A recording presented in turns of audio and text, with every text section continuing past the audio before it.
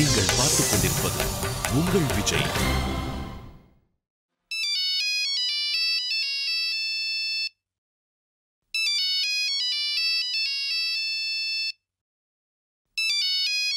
Phone எங்க வச்சேன்?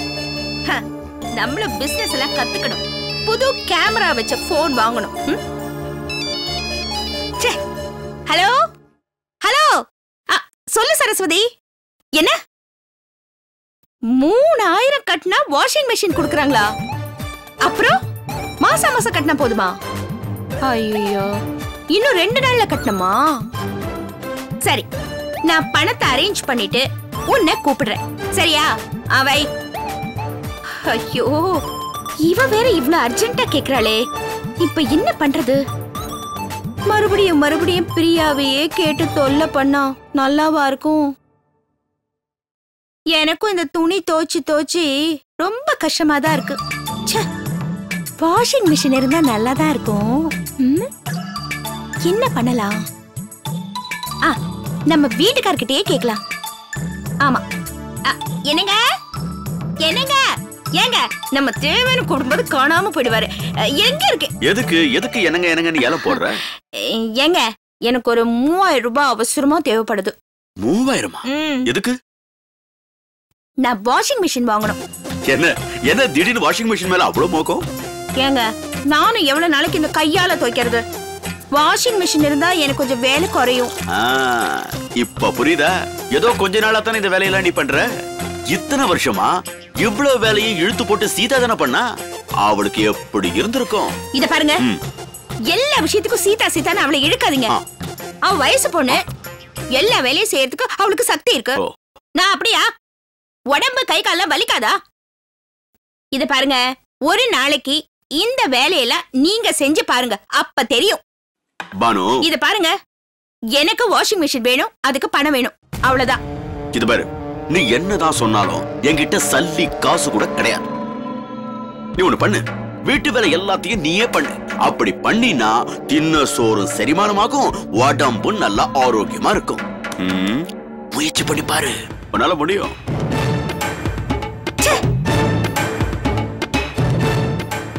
இவரை கட்டிக்கிட்டு நிம்மதியா வாழ்க்கையே நடத்த முடியல. சாகர வரைக்கும் ஒவ்வொரு ரூபாய்க்கும் இவர்கிட்டயே கையேந்தி நிக்கணும். எல்லாம் எத்தால எழுத்து.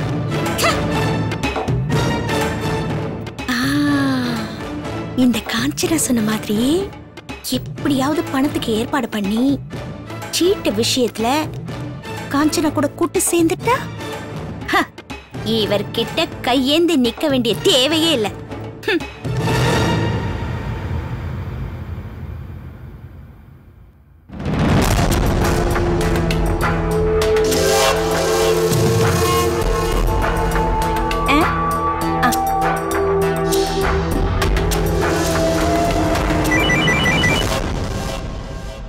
சொல்லுமா. ஹலோ பிரியா. சொல்லுமா, என்ன விஷயம்? நான் உன்கிட்ட ஒரு முக்கியமான விஷயம் பேசணும். என்னம்மா சொல்லு.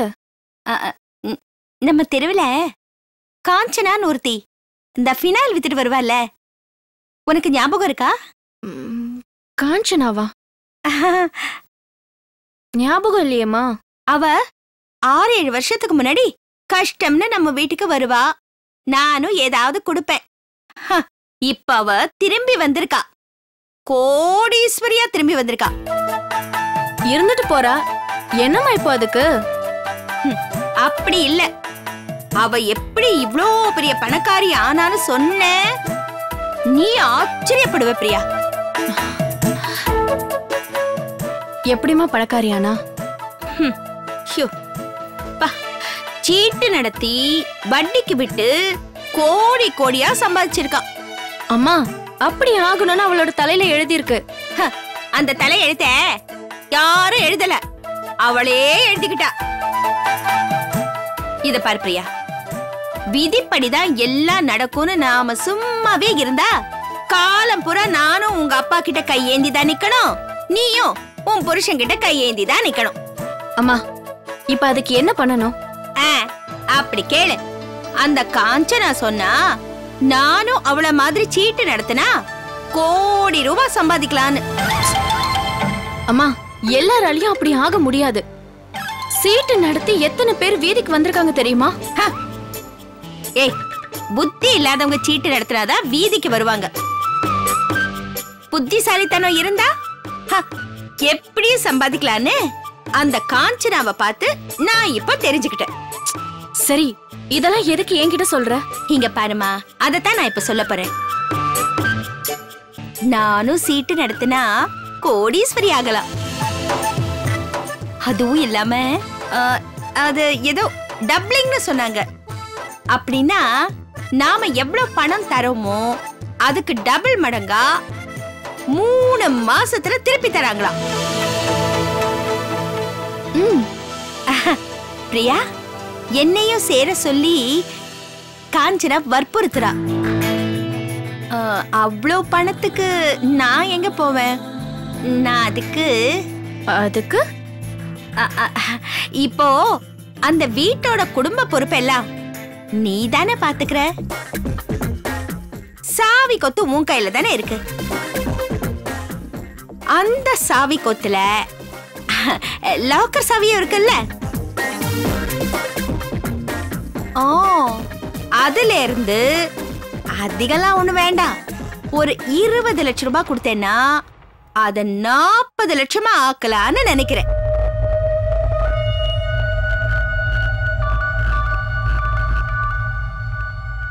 பிரியா, பயப்படாதம்மா. 2 மாசத்துல திருப்பி கொடுத்துடுறேன். அம்மா, லாக்கர் சாவி என்கிட்ட இருந்திருந்தா நான் சும்மா இருந்திருப்பேனா? அப்புறம் லாக்கர் சாவியை என்கிட்ட கொடுக்கறதுக்கு அந்த சித்ராதேவி ஒண்ணு முட்டாள் இல்ல. ஐயோ, உன்கிட்ட கொடுக்கலையா? 10,000 20,000 இருந்தா எப்படியாவது அரேஞ்ச் பண்ணி கொடுத்துருவேன். ஆனா நீ கேக்குறது 20 லட்சம். எங்கம்மா போறது? பிரியா, அப்படிலாம் சொல்லாத பிரியா. அதிர்ஷ்டம் ஏதாவது ஒரு ரூபத்துல ஒரு தடவை தான் வரும்.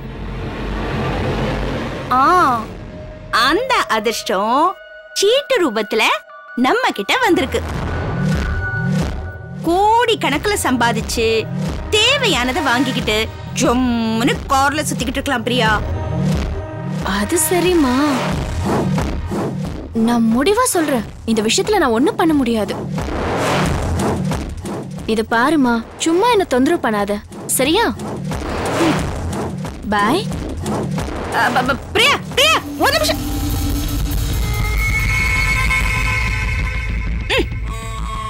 இவ என் பேச்ச கேக்குற மாதிரியே இல்ல. இவ அடங்கவே மாட்டா. என்ன பண்றது?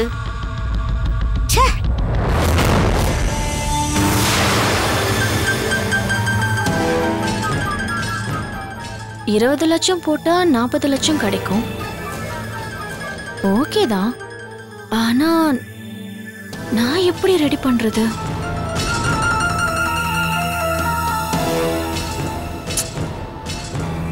அம்மா பாவம், எப்படியாவது பணம் சம்பாதிக்கணும்னு ஆசைப்படுது. நம்ம என்ன பண்ண முடியும்? பார்க்கலாம்.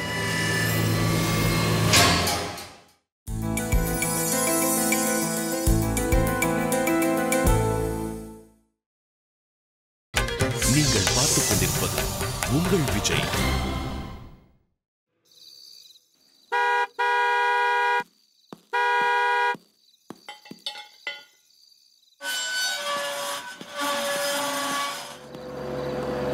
வணக்கம் மேடம்.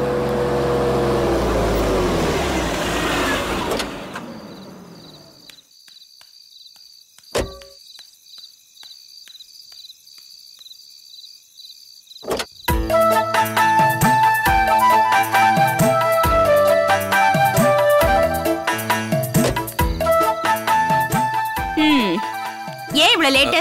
டோரை திறக்கிறதுக்கு அந்த வாட்ச்மேன் கிட்ட சொல்லி வைங்க. ஒழுங்கா இல்லைனா அடுத்த நிமிஷமே டிஸ்மிஸ் பண்ணிடுவேன்னு. வணக்கம் மேடம். வணக்கம் மேடம். நீங்கள யாருங்க? உங்ககிட்ட சீட்டு பணம் கட்டுறதுக்காக காலையில இருந்து வெயிட் பண்ணிக்கிட்டு இருக்கோம் மேடம். அப்படியா?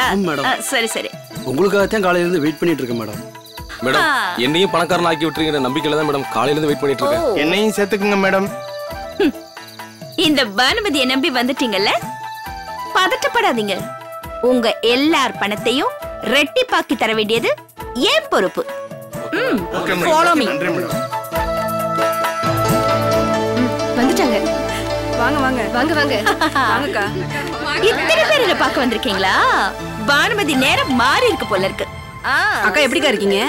யாரு நீங்க? யாருங்க? அக்காவா? இந்த அக்கான்னு கூப்பிடுற வேலையெல்லாம் வச்சுக்காதீங்க. மேடம் மேடம்னு கூப்பிடுங்க. சரி. Sorry madam. சரி, நீங்க எவ்வளவு கொண்டு வந்திருக்கீங்க? 3 lakhs கொண்டு வந்திருக்கேன் மேடம். பார்க்கலாம். ஆமா, நீங்க எவ்வளவு கொண்டு வந்திருக்கீங்க? மேடம், நான் 50,000 ரூபாய் கொண்டு வந்திருக்கேன். 50,000? அதெல்லாம் ஒரு அமௌண்டா? பிச்சை காசு. அட்ஜஸ்ட் பண்ணிக்கங்க மேடம். வெயிட் பண்ணுங்க, கியூல நில்லுங்க.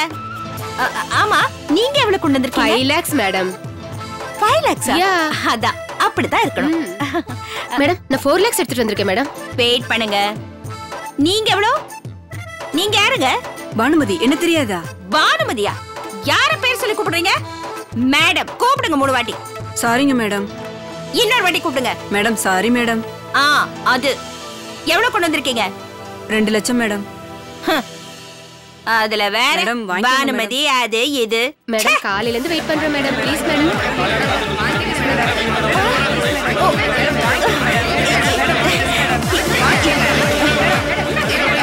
இருங்க இருங்க இருங்க, வெயிட் பண்ணுங்க. எல்லாரும் வெயிட் பண்ணுங்க, வாங்கிக்கிறேன். எல்லார்கிட்டயும் வாங்கிக்கிறேன். வெயிட் பண்ணுங்க, ஒவ்வொருத்தர்கிட்டயா வாங்கிக்கிறேன். நான் வாங்கிக்கிறேன். ஒவ்வொருத்தரா வாங்க. சண்டெல்லாம் போடாதீங்க. நான் வாங்கிக்கிறேன்னு சொல்றேன்ல. ஒவ்வொருத்தரா வாங்க, ஒவ்வொருத்தரா வாங்க.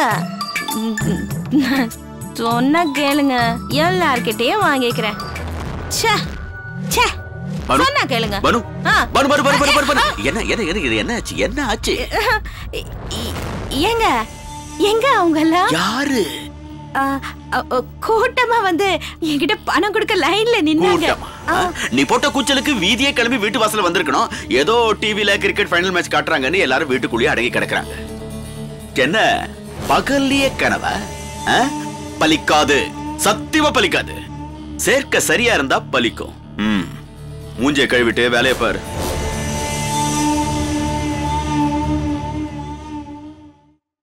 ஐயோ, எல்லாம் கனவா? வரிசையில நின்று எல்லாரும் பணம் கொடுக்கறதும் அத நான் வாங்கறதும் எவ்வளவு சந்தோஷமா இருந்துச்சு. இந்த கனவை நான் நனவாக்காம விட மாட்டேன். என்ன ஆனாலும் பரவாயில்ல. நானும் அந்த காஞ்சனா மாதிரி சீட்டு நடத்தி கோடீஸ்வரி ஆவேன். வெங்கடாஜலபதியே, என் மேல கருணை காட்டுப்பா. என் கனவை நிறைவேத்துப்பா. உன்னால கோடீஸ்வரி ஆனா திருப்பதிக்கு வர முடியலனாலும் நான் பக்கத்துல இருக்கிற கோயிலுக்காவது வரேன். உனக்கான கமிஷனை நான் உடனே தந்துடுறேன். அந்த சீட்டை நடத்துறதுக்கு ஒரு நல்ல வழியா காட்டுப்பா.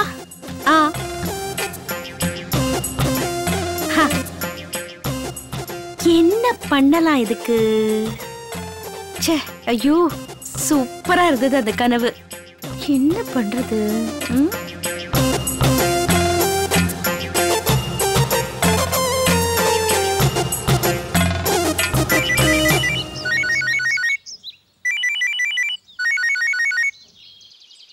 சொல்லுமா. பிரியா, நான் மறுபடியும் கால் பண்ணி உன்னை தொந்தரவு பண்றேன்னு வருத்தப்படாத. அந்த காஞ்சனா போன் பண்ணியிருந்தா. பானுமதி, இன்னும் எத்தனை நாளைக்கு தான் இப்படியே இருக்க போற? என் கூட சேர்ந்துக்க, பணக்காரி ஆயிடுவேன்னு வற்புறுத்துறா. அவ சொன்ன வார்த்தையை நான் நம்பல. ஆனா நான் நேர்ல அவளை பார்த்தப்ப அவ வீட்டையும் அவ போட்டிருந்த நகையையும் பார்த்தப்பதான் அவ எவ்வளவு பணக்காரியா இருக்கான்னு நான் தெரிஞ்சுக்கிட்டேன். அதுக்கு தான் எப்படியாவது 20 லட்சம் புரட்டி இந்த சீட்டு விஷயத்துல அவளோட சேர்ந்துக்கணும்னு முடிவு பண்ணிட்டேன். என்ன என்கிட்ட பணம் கேக்குறியா? அவ்வளவு பணம் என்னால தர முடியாது. இத பார் பிரியா, உன்கிட்ட பணம் இருக்கு, அத குடுன்னு நான் கேட்கல. உன் புருஷன் கிட்ட கேட்டு பாருன்னு தான் நான் ஃபோன் பண்ணேன். 20 லட்சமா? ஏன் புருஷன் கிட்டயா? ஆமாமா, கேட்ட உடனே தூக்கி கொடுத்துட போறாரு. ஏய், முயற்சி பண்ணி பாரு. உன் புருஷன் கிட்ட ஒரு 20 லட்சம் இருக்காதா என்ன? பணம்லாம் இருக்குமா, ஆனா அதை தரத்துக்கு அவருக்கு உரிமை இல்ல. நான் கேட்டதை வாங்கி தரத்துக்கே அவர் அண்ணன் கிட்ட தான் கேட்பாரு. அவர் எப்படிமா 20 லட்சம் தர போறாரு?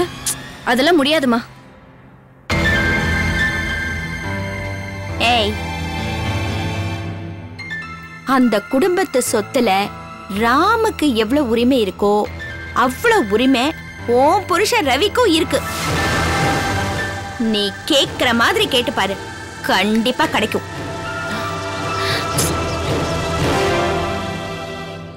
ஆமா இல்ல, ராம்க்கு என்ன உரிமை இருக்கோ அதே உரிமை ரவிக்கும் இருக்குல்ல. கேட்டா என்ன? கேட்டு பாப்போம்.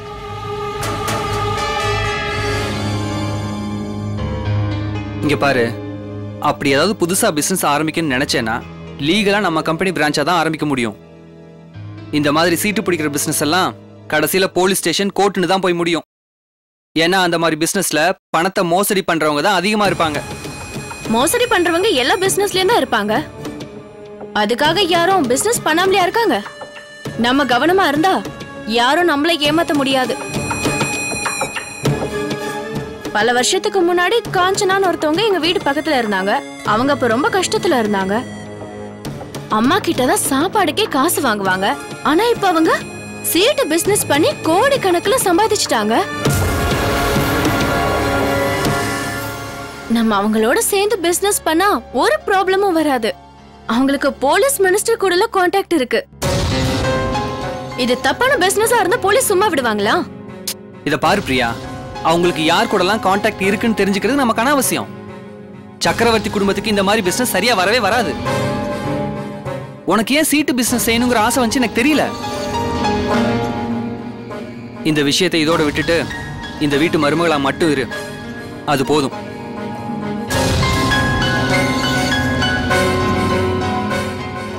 இந்த வீட்டு பொம்பளைங்க யாரும் பிசினஸ் விஷயத்துல தலையிட மாட்டாங்க.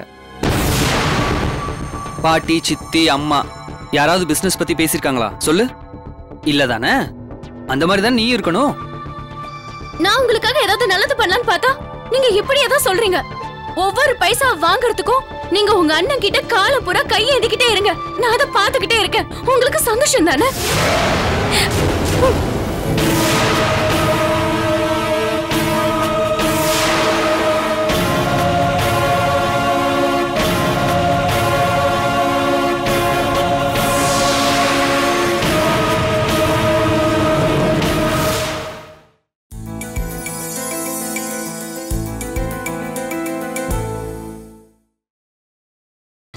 நீங்கள் பார்த்துக் கொண்டிருப்பது உங்கள் விஜய்.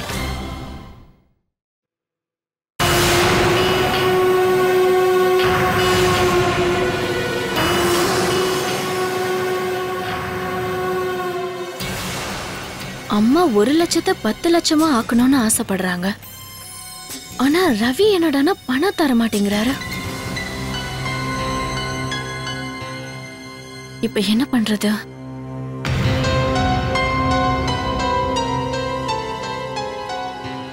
யார்கிட்ட பணத்தை கேக்குறது? எனக்கு பணம் கொடுக்கற அளவுக்கு யார் இந்த வீட்ல இருக்கா?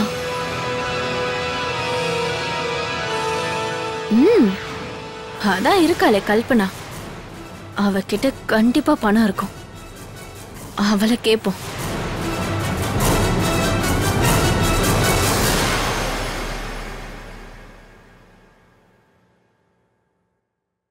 என்ன கல்பனா, ஏதோ மொபைல் ஆராய்ச்சி பண்ணிட்டு இருக்க போல இருக்கு. ஒண்ணும் இல்ல. அது சரி, நீ என்னமோ பண்ணிட்டு போ. ஆனா நீ எனக்கு ஒரு ஹெல்ப் பண்ணணுமே. பண்ணுவியா? பண்ணுவியா? என்ன பண்ணித்தான் ஆகணும். நான் ஒரு பிசினஸ் பண்ணலான்னு இருக்கேன். அதுல லாபம் நிறைய வரும். ஆனா அதை ஸ்டார்ட் பண்றதுக்கான இனிஷியல் அமௌண்ட் என்கிட்ட இல்ல கல்பனா. அதனால நீ எனக்கு பணம் தரியா? என்னது நான் பணம் தரணுமா? என்கிட்ட பணம்லாம் இல்ல. என்ன கல்பனா, இந்த வீட்டோட ஒரே பொண்ணு நீ. கோடி கோடியா கம்பெனில பிசினஸ் பண்றாங்க. பேங்க்ல உன் பேர்ல 50 லட்சம் இல்ல 1 கோடின்னு பணம் போட்டு வச்சிருப்பாங்கல்ல. எனக்கு அவ்வளவு பணம்லாம் வேண்டாம். ஒரு 20 லட்சம் மட்டும் போதும். 20 லட்சமா? சீக்கிரமா திருப்பி தந்துடுவேன், யாருக்கும் தெரியாம. நீ சொல்ற மாதிரி என் பேர்ல எதுக்கு அவ்வளவு பணத்தை போட போறாங்க? எனக்கு 10 ரூபாய் வேணும்னாலும் நான் அம்மா கிட்ட தான் கேட்கணும். சும்மா பொய் சொல்லாத கல்பனா. உனக்கு சொத்துல பங்கு இருக்கும் போது உன் பேர்ல கண்டிப்பா பணம் இருக்கும்ல. அப்புறம் கல்பனா, நான் பண்ண போற பிசினஸ்ல போடுற பணம் அப்படியே 2 மடங்கு ஆகும். இங்க பாரு, 3 மாசத்துல உன் காசை திருப்பி தந்துருவேன். வேணும்னா வட்டியும் சேர்த்து தந்துடுற ப்ளீஸ். இல்லன்னு மட்டும் சொல்லிடாத. நீ எவ்வளவு கேட்டாலும் இப்ப என்கிட்ட பணம் இல்ல.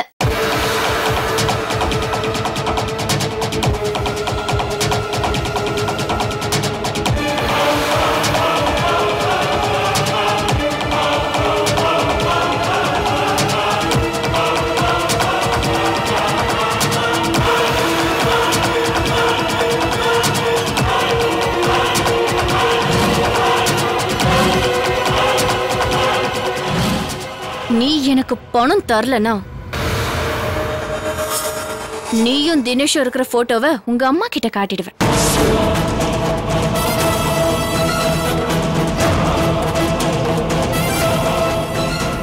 ஹே, எதுக்கு இப்படி என்ன டார்ச்சர் பண்ற? நீ போட்டோவை காட்டுறேன்னு சொன்னா உடனே பணம் வந்துருமா?